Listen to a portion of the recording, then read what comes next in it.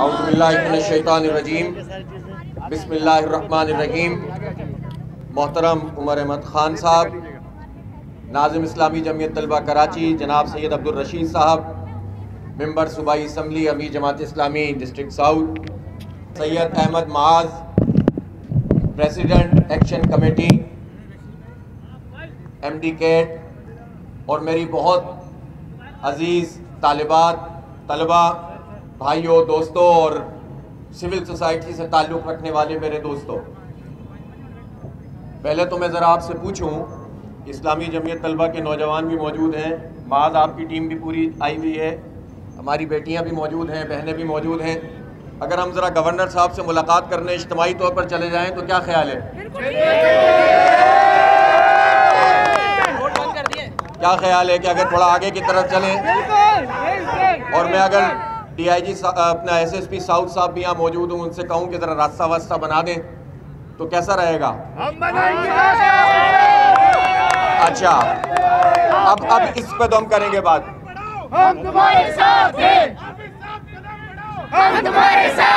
جی بھائی، یہ public add committee بھی جماعت اسلامی کراچی کی آئی ہوئی ہے، نجیب ایوبی صاحب، تو کیا خیال ہے یہ آج کرنا ہے یا بھرپور طریقے سے گھیراؤ کرنا ہے؟ تو چلیں، ایک اشارہ ہم ہراول دستہ ہوں گے نوجوانوں کے لیے۔ اچھا چلیں، اس پر آخر میں بتاتا ہوں کہ کیا کرنا ہے۔ پہلے تو یہ بتاتا ہوں کہ کیا ہوا ہے ہمارے ساتھ، ان بچوں کے ساتھ کیا ہوا ہے، ان اسٹوڈنٹس کے ساتھ کیا ہوا ہے، یہ کیوں ہماری بیٹیاں، یہ قوم کی بیٹیاں یہاں پر سڑک پر موجود ہیں۔ آپ کو معاذ نے بتایا، ہماری بیٹی نے بتایا کہ کس طرح سے دھاندلی کی گئی ہے وفاقی حکومت کی طرف سے۔ Pakistan medical and dental council یہاں ایگزسٹ کرتی ہے طویل عرصے سے، اور اس کی رجسٹریشن باقاعدہ ہوتی ہے، اس کے پیسے وصول کیے جاتے ہیں، تمام ڈاکٹرز اس کے ساتھ منسلک ہوتے ہیں۔ کہا یہ جاتا ہے کہ پی ایم ڈی سی میں کرپشن تھی، پی ایم ڈی سی اپنا کام صحیح نہیں کر رہی تھی۔ اگر کوئی ادارہ اپنا کام صحیح نہیں کر رہا تھا تو اس کی ذمہ داری حکومت کی کیا ہوتی ہے کہ وہ اس ادارے کو صحیح چلائے۔ جب آپ یہ کہتے ہیں کہ ہم حالات کو تبدیل کریں گے، تبدیلی لے کر آئیں گے، تو اس کا مطلب کیا ہوتا ہے کہ جو کام چل رہا ہے اس کو برباد کر دیں یا اس میں کوئی خرابی ہے اس کو درست کر دیں۔ اور انہوں نے یہ کیا کہ اس ادارے کو ختم کر کے اپنا ایک ادارہ قائم کیا، Pakistan medical council P M C. اگر آپ نے ادارہ قائم کیا ہوتا اور سب کی نمائندگی ہوتی اور یہ امکان پیدا ہوتا کہ قوم کے ڈاکٹرز اور اسی طرح سے جو ڈاکٹر بننے والے ہیں، نوجوان ہیں، طلبہ و طالبات ہیں، ان کے لیے یہ ادارہ کام کرے گا تو ہم کہتے ہیں کہ واقعی آپ نے کوئی کام کیا ہے۔ لیکن پتہ یہ چلا کہ انہوں نے جو پی ایم سی بنائی ہے یہ بالکل اسی پیٹرن پر ہے جس طرح وزیر اعظم عمران خان کے آس پاس چینی مافیا موجود ہے، جس طرح آٹا مافیا موجود ہے، جس طرح بجلی مافیا موجود ہے اور اس کی سرپرستی پرائم منسٹر کر رہے ہیں، اسی طرح انہوں نے میڈیکل مافیا مسلط کر دی ہے قوم کے اوپر۔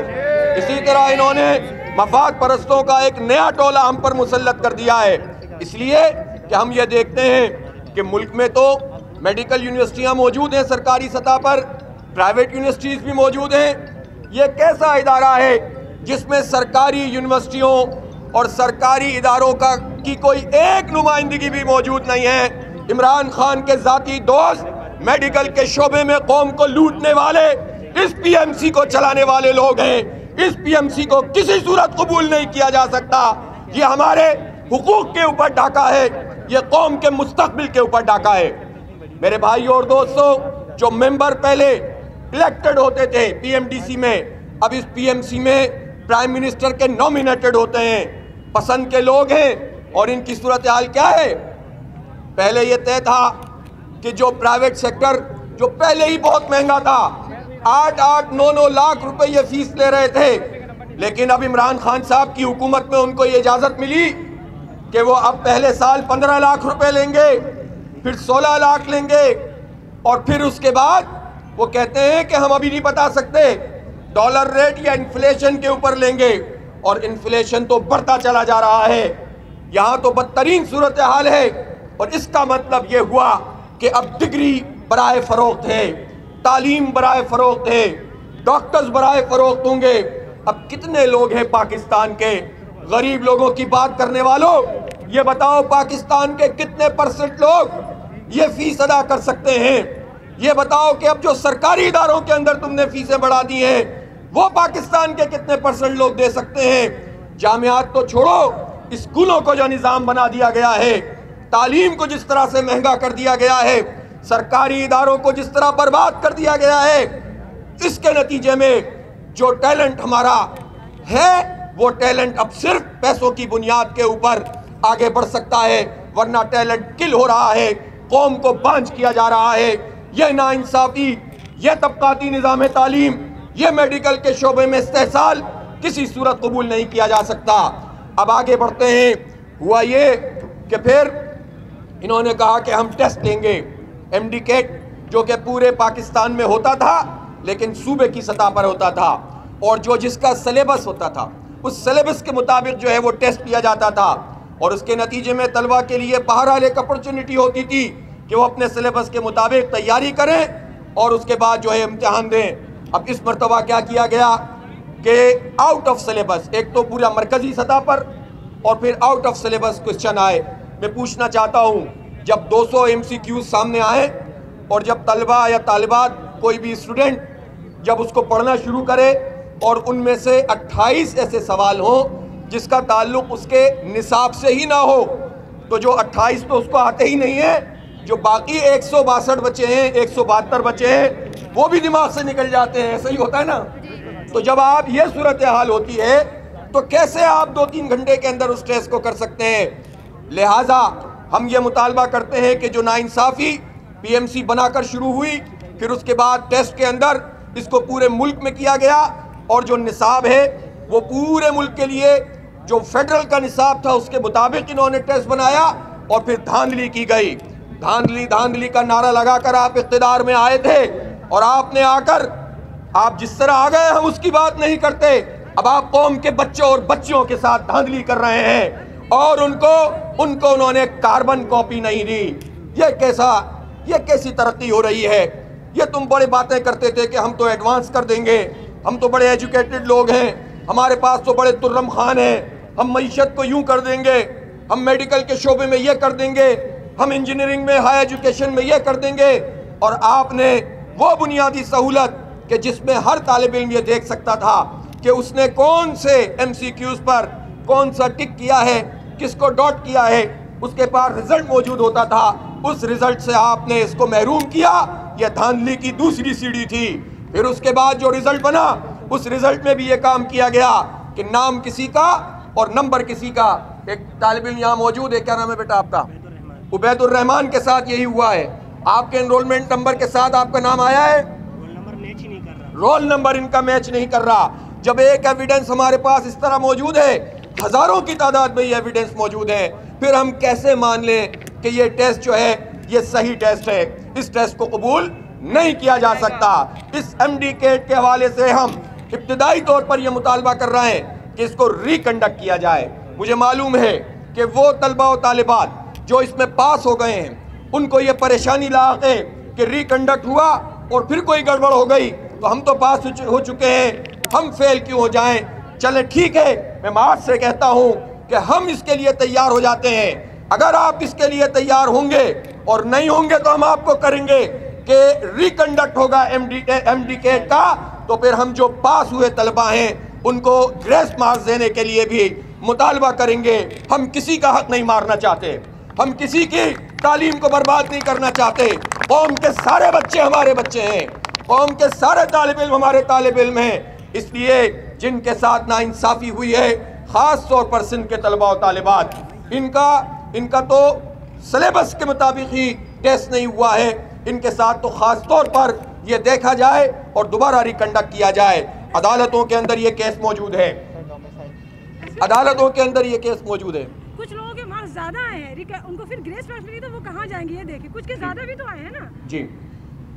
اب جو ڈومیسائل والا مسئلہ ہے، ڈومیسائل کا مسئلہ بھی یہ ہے کہ جب ایک قانون چل رہا ہے کہ صوبے کے مطابق ڈومیسائل کی بنیاد کے اوپر آپ اس کو کنڈکٹ کرتے ہیں، تو پھر اس مرتبہ اس کو تبدیل کیوں کیا گیا؟ اس لیے کہ جب ایجوکیشن 18ویں ترمیم کے بعد صوبوں کا حصہ ہے، بات ہے دلیل کی اور سمجھنے کی، تو پیٹرن ہوتا ہے ہر بورڈ کا. ہم نے دیکھا ہے پنجاب بھی ہمارا صوبہ ہے، کے پی بھی ہمارا صوبہ ہے، بلوچستان بھی ہمارا صوبہ ہے، اور سندھ تو ہے ہی ہمارا صوبہ. تو ان سب جگہوں کے اوپر مختلف پیٹرن ہیں. کہیں پر ٹاپ ہوتا ہے 98% لے کر، اور کہیں پر 90% کے اوپر بھی ٹاپ کرنا مشکل ہو جاتا ہے. تو یہ جو پیٹرن ہے، اس پیٹرن میں آلریڈی ان لوگوں کو زیادہ مقام حاصل ہے کہ جو کہ سندھ کے علاوہ صوبوں سے تعلق رکھتے ہیں. اس لیے ہم سمجھتے ہیں کہ لیول پلینگ فیلڈ ہونی چاہیے، ایک جیسے مقابلے کی صورت ہونی چاہیے، سب کو جو ہے برابر موقع ملنا چاہیے. یہ آئین ہے اور یہ دستور ہے ہمارے ملک کا کہ سب کو تعلیم کے، صحت کے اور روزگار کے برابر مواقع دیے جائیں گے. تو پھر ہمارے ان بچوں کو کیوں یہ موقع نہیں دیا جا رہا؟ اس لیے ہم یہ سمجھتے ہیں کہ ایم ڈی کیٹ کو ریکنڈکٹ کیا جائے، اس کی ساری دھاندلیوں کا راستہ روکا جائے. پھر ہمارا مطالبہ یہ ہے کہ یہ جو پاکستان میڈیکل کونسل ہے اس کو ختم کیا جائے، Pakistan medical and dental council کو بحال کیا جائے، اور اس میں اگر کوئی کرپشن ہے تو اس کرپشن کو دور کیا جائے، اس میں اگر نمائندگی کا کوئی پرابلم ہے تو اس مسئلے کو ریزالو کیا جائے، بجائے اس کے کہ آپ سارے کے سارے سسٹم کو تباہ و برباد کر کے رکھ دیں. اس لیے میں ان اسٹوڈنٹس کے بہاف پر یہ مطالبہ کر رہا ہوں اور اس بات کا اعلان کر رہا ہوں کہ اب اسلامی جمعیت طلبہ یہ پورے اس معاملے کو ٹیک اپ کر رہی ہے. یہ آلریڈی ملک میں ہائر ایجوکیشن کمیشن کی جو دہشت گردی چل رہی ہے اس کے حوالے سے جد و جہد کر رہی ہے.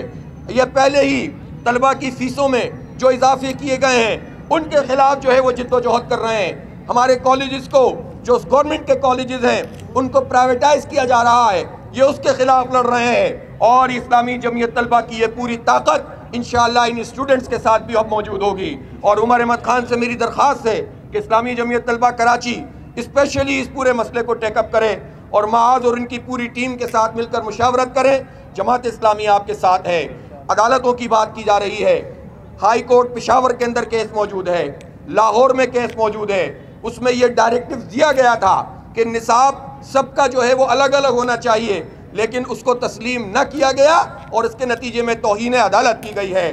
اب 4 تاریخ کو سندھ ہائی کورٹ کے اندر بھی یہ کیس لگا ہوا ہے.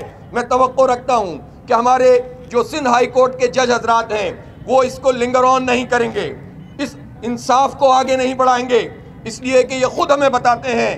بہت سارے چیف جسٹس جب تقریر کرتے ہیں، جب بار سے خطاب کرتے ہیں تو یہ بار بار کہتے ہیں کہ جسٹس ڈیلیڈ جسٹس ڈینائیڈ، کہ اگر انصاف کے اندر تاخیر ہو تو یہ انصاف کا قتل عام ہوتا ہے، اس کا انکار ہوتا ہے.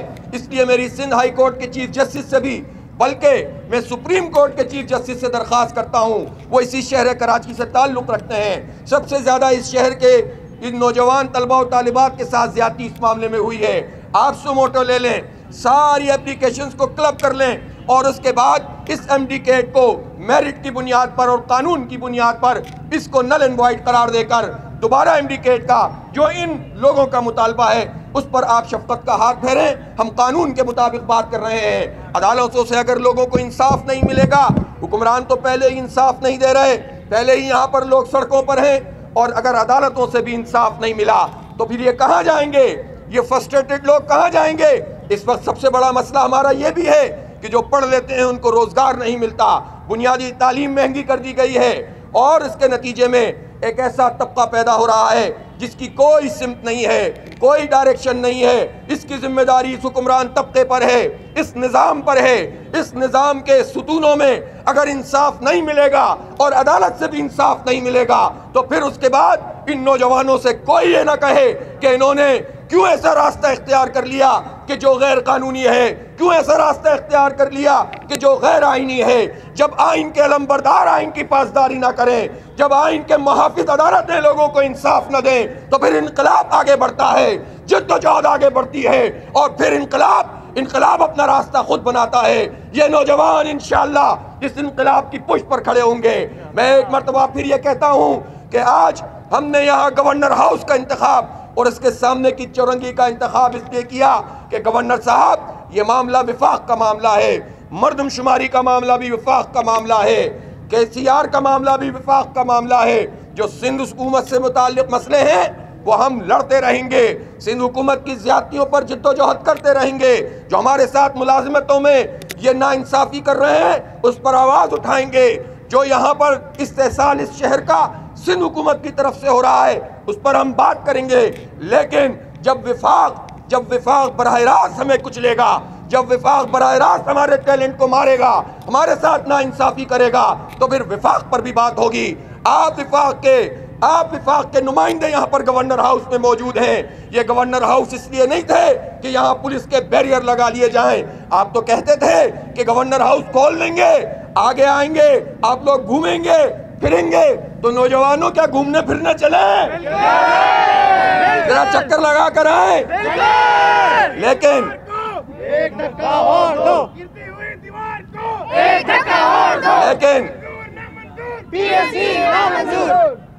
لیکن میں آپ سے کہتا ہوں کہ جب ہمیں وہاں جانا ہے نا، تو پھر اگر ہم اتنے ہوں گے، بھی بہت ہیں، اچھے خاصے ہیں، لیکن پھر بھی تھوڑے ہیں۔ زیادتی تو بہت لوگوں کے ساتھ ہوئی ہے نا۔ کتنے لوگ ہیں جو افیکٹیز ہیں؟ آپ ری آرگنائز ہوں۔ چلے ہم 4 تاریخ کو عدالت کی طرف دیکھ رہے ہیں، انصاف کی طرف دیکھ رہے ہیں۔ 4 جنوری کو ہم انصاف دیکھتے ہیں کہ انشاءاللہ، اور ہمیں یقین ہے کہ ہماری آواز عدالتوں تک پہنچے گی۔ ہماری پٹیشنز موجود ہیں، یہ بچے ہمارے طلبہ و طالبات خود وہاں موجود ہوں گے۔ عبدالرشید بھائی، آپ انشاءاللہ عدالت میں ان بچوں کے ساتھ موجود ہوں گے۔ عمر بھائی، آپ بھی ذرا اس میں زحمت فرمائیے گا۔ ہم سب یہ 4 تاریخ تک دیکھتے ہیں، ورنہ ہم اس سے بہت بڑی تعداد میں آئیں گے، اور پھر یہ بیریئرز ہمارا راستہ نہیں روک سکتے، اور پھر ہم جا کر وہاں پر بیٹھ جائیں گے۔ یا تو اٹھا کر ہمیں پھینک دیجئے گا، یا تو تشدد کیجئے گا اور پوری دنیا میں اپنا نام لکھوائیے گا، ورنہ ہم اپنا مسئلہ حل کروا کر جائیں گے۔ آپ لوگ اس کے لیے تیار ہیں کہ نہیں تیار ہیں؟ آپ جدوجہد کرنے کے لیے تیار ہیں؟ یہ ایسا نظام ہے جس میں حق کی بنیاد پر انصاف نہیں ملتا، جس میں عدل کی بنیاد پر لوگوں کو حقوق نہیں ملتے۔ اس لیے جب حقوق عدل کی بنیاد پر نہ ملے تو حقوق چھیننے پڑتے ہیں، آگے بڑھنا پڑتا ہے، جدوجہد کرنی پڑتی ہے، قربانی دینی پڑتی ہے۔ اس کے لیے آپ تیار ہوں تو انشاءاللہ پھر آپ کا کوئی راستہ نہیں روکے گا۔ وآخر دعوانا الحمدللہ رب العالمین۔